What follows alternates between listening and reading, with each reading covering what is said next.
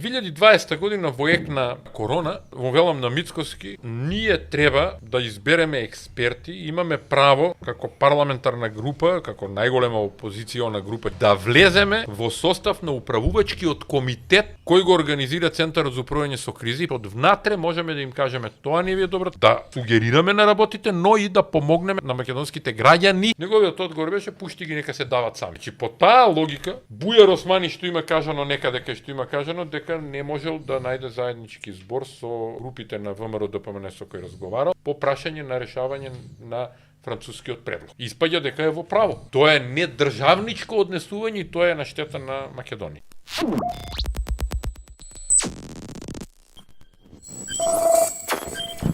Ова еве што прави другиот дел од владата, додека Орбан е во Охрид. Еве другиот дел од владата се забавља у Њујорк. Да, во барот Карминс, инаку барот Карминс е бар на семејството Блумберг. Така да, еве, таму се они. Во моментов и баш многу не им е гајле што Македонија нема да иде кон Европска унија, бидејќи тие се веќе во Америка, во Европа, сегде се они. Вие не сте. Со парите кои ги имаат. Да, вие не сте. Еве сега ќе дое Мицкоски на некој, ќе иде Мицкоски, не знам, негде на некоја емисија или на некој подкаст и ќе рече: "Добре, ви извинете што не успеав за 100 дена да ве внесам во ЕУ." Е тоа. И вие пак ќе викате: "Па добро, се извини човекот." Тоа се банални работи. Супер. Со 300 евра терајте и добро било што Албанија била одвоена од Македонија, пошто иначе после ние ќе сме биле криви за Албанија, ова. Ама тоа се приказни, тоа се глупави приказни.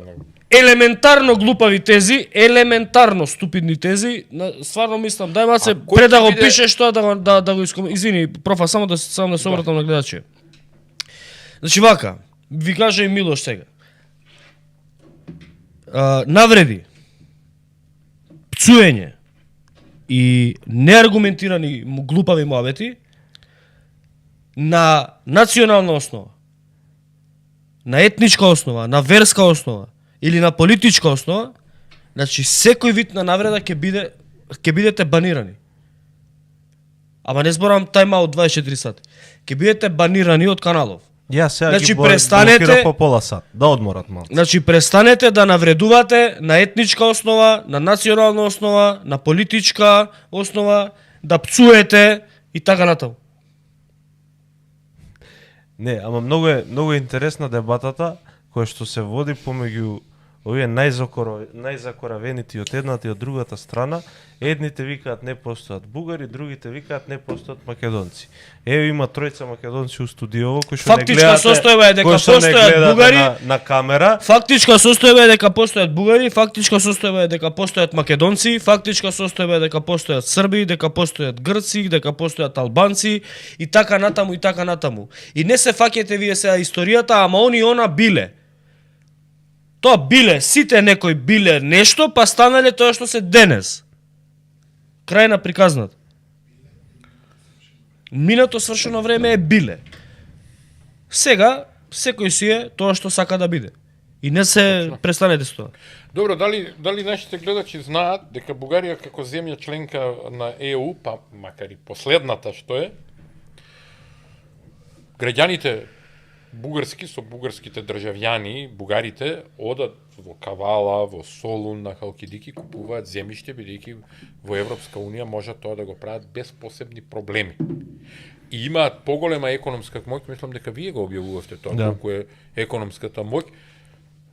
За 8 пати е зголемена економската моќ на Бугарија од членството во Европската унија. Го искористи времето кога бев сега во Бугарија покрај комуникација и со некои новинари за едно интервју кое го постирав на Facebook кај мене и би сакал да го погледаат вашите гледачи. Отворен ми е Facebook профилот, нема потреба посебно да бараат нешто. Многу посвети времето и за следење на медиумскиот простор. Толку колку што може во тие 2-3 дена да видам што се случува. Ние бевме 6-та тема во медиумите кај нив поради кавгата на Александар Николски со пратениците од Бугарија ги спомна во некој изјава, па Дељан Пеевски, замислите, Дељан Пеевски одговара. Знаејќи го кој е Дељан Пеевски и дека Никола Валканов работи за Дељан Пеевски, а Никола Валканов му е пријател на Мицкоски и на Николовски. Сега, кој е овде лут и кој е будало уприказкава, не знам само. Веројатно ние како народ сме тотално дезориентирани. Ама парите не познаат граници? Точно. Не познаат ни Точно. вера, ни нација, ни... Но, првата тема за која зборуваа беше изборите. Втората тема беше кои ќе бидат носители на избори. Тоа на сите медиуми ми се врте истите теми. Третата тема беше посветена на Европска унија, кај што ми привлече внимание, две работи ми привлекува внимание. Првата работа дека се предпоследни, не знам дали беше Унгарија последна по плаќање на вредноста на трудот во Европската унија. На прво место мислам дека беше Белгија. Но тие интересна, втората работа ми беше интересна што се мереа по тоа, по прашање на Европска унија се мереа со регионот, ама не во регионот нас не сметат. Значи нас Србија не рачунаат во регион, се мереа со Романија и со Грција. Тоа е многу интересно, значи тоа покажува какви социјално-економски политички ориентации имаат.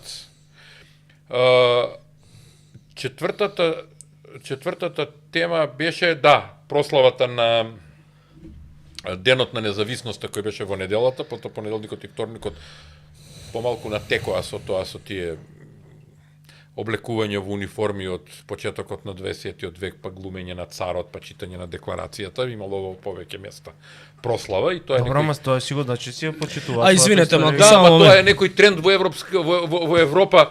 Тој кај словаците го бе видел едни во недела од Сабајле, едни се облекуваат како германци, други како руси и на ливада прават битка со вистински униформи и такви работи. Не знам како се вика, ми беше смешно. И Унгарија го има тоа. Унгарија, например, тие што менјаат знаме пред парламентот и они еден ден се вака, еден ден се така, или месечно менјаат униформи, постари, понови, небитно. Сега друго да кажам. Се извинувам, Андонов.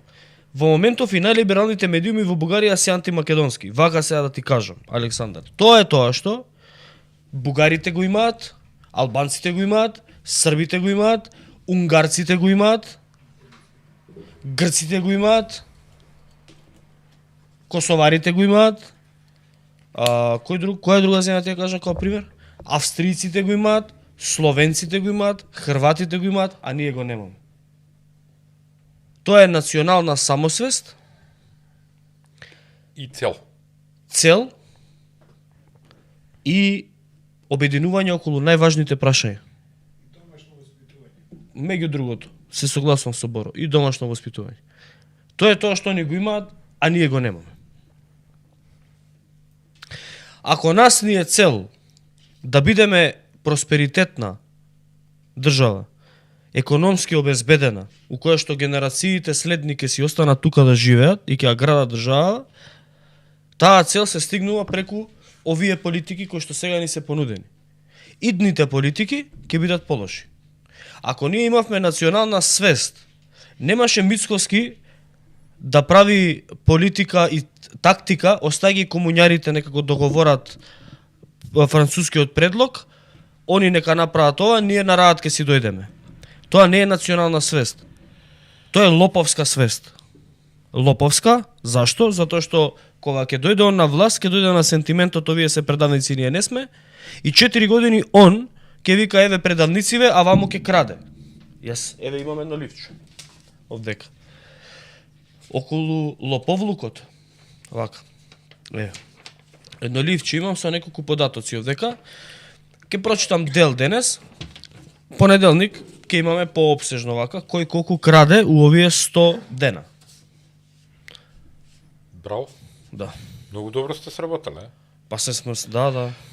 Они подобро сработале. Не, вие како медиум добро сте. Александар, втор пат го споменувате тоа. Да се заблагодарам и на донациите пред да го ослободам просторот. Да му се заблагодарам на Филип, фала ти на донација, и на Асен Полјанов, фала ти на тебе на донацијата.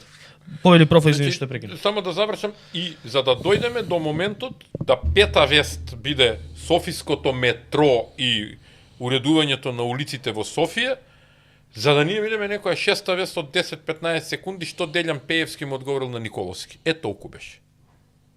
Толку беше. А да не заборавиме како тргна целата приказна, нели, со објавената намерна слика од страна на кабинетот на председателот на државата Силјановска, за немање знаме.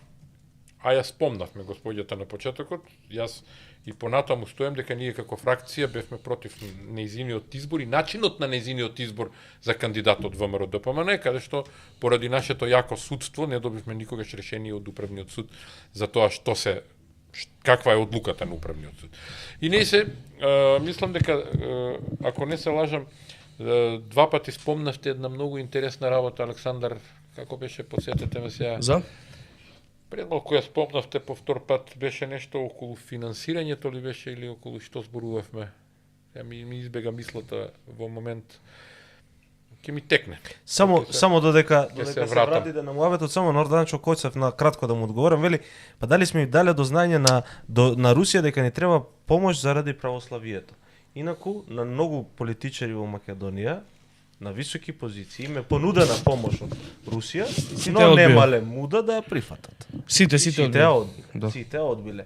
Тоа би значило веројатно некоја форма на граѓанска војна во Македонија, нали, кона што го гледаме денеска во Сирија и го гледавме во Сирија, но ни за тоа немале муда. Јас за тоа јавно сум зборувал. Јас заради тоа цело време говорам за обидот да не задржат во ова статус кво во кое што сите крадат, политичарите зборам, без усул, и олигарсите си ги полнат джебовите благодарение на можностите кои што им ги даваат нашите политичари. Александар Аризанов вели дали вашите ставови се аргументирани, тоа е на тебе да оцениш дали нашите ставови се аргументирани. Ако мислиш дали нашите стори и информации се точни и проверени, ја ќе ти кажам дека ние немаме тужба. За ниедна. Еве имаше една, ја добивме бидејќи сме били управо. И тоа е тоа. За финансирањето во кој дел? Не знам што се пак не можам да се сетам. Јас зборам за финансирањето на джебот на Мицика, иначе. Ќе ми текне, сигурно ќе го спомнеме уште еднаш, ќе ми текне тоа што сакам да го кажам. Сакав Милош на тебе да ти се надоврзам на муабетот што го кажа за Русија. Јас тоа во една прилика јавно го кажав кога имаше понуди од Русија и како завршија во некој период, и да не се враќаме на таа тема. Тоа е потрошена работа дури. Сметам дека е тоа опасна работа. Ако го е во прашање православието, не секогаш и не секој од руска страна настапува кон Македонија со православна чиста свест и совест, со вера во Бога и чистота, туку го употребуваат православието како инструмент на политиката. Денешната посета на Базникин во Куманово е многу интересна и зошто се согласил Максим како председател на една политичка владина политичка партија да го прими. Тоа се двојните стандарди. Дали Мицкоски ќе му реагира сега на Максим Димитриевски за таа средба? Или можеби тоа е во контекст на посетата на Орбан, овој ваму ќе го покрие тоа и да правиме поголема слика, значи Македонија ја тргнавме од листата на ЕУ, сега ќе ја ставаме под друга контрола. Нема проблем. Нека излезе Мицкоски, нека биде доволно храбар, наместо да ги лаже граѓаните, да каже ние одиме кон БРИКС ли, кон Русија ли, кон Кина ли, кон не знам кого, завршивме со Европска унија и со НАТО. Ама тоа е политика. Ама тоа е и честна политика и легитимна политика да кажеш. Тоа е ако ние како разврска. граѓани му се согласиме на тоа, тогаш чиста приказката. Ама професоре, тоа е разврска некаква. Ама ако не му се согласиме... Ние во оваа држава патиме од политичари кои што нема никаква храброст да понесат било каква политичка политичка одговорност и да донесат некаква одлука.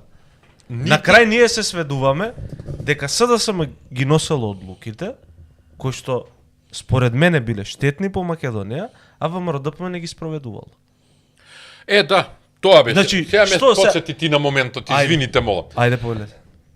Два пати спомна Александар, не беше значи околу финансирањето, него беше околу тоа да ги оставиме СДС да донесат, ние да дојдеме.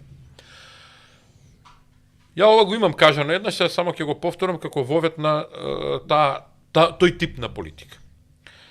2020 година во ек на корона, му велам на Мицкоски, ние треба да избереме експерти, имаме право како парламентарна група, како најголема опозициона група, 44 пратеника имавме тогаш, да влеземе во состав на управувачкиот комитет кој го организира Центарот за управување со кризи. Патем, директор на ЦУК беше, сегашниот, Стојан Чегелов. Истиот овој што ги брани и бранителите и никако да ги одбрани 20 кусур години, Да. кој ќе го реформира под системот, напоменувам, не е систем за заштита и спасување, туку е подсистем за заштита и спасување во рамки на системот за одбрана и безбедност.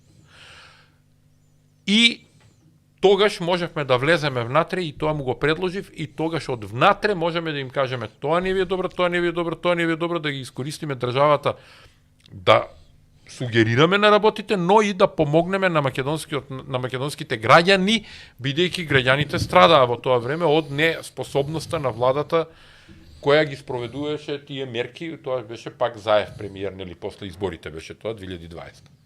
Неговиот одговор беше пушти ги, нека се дават сами.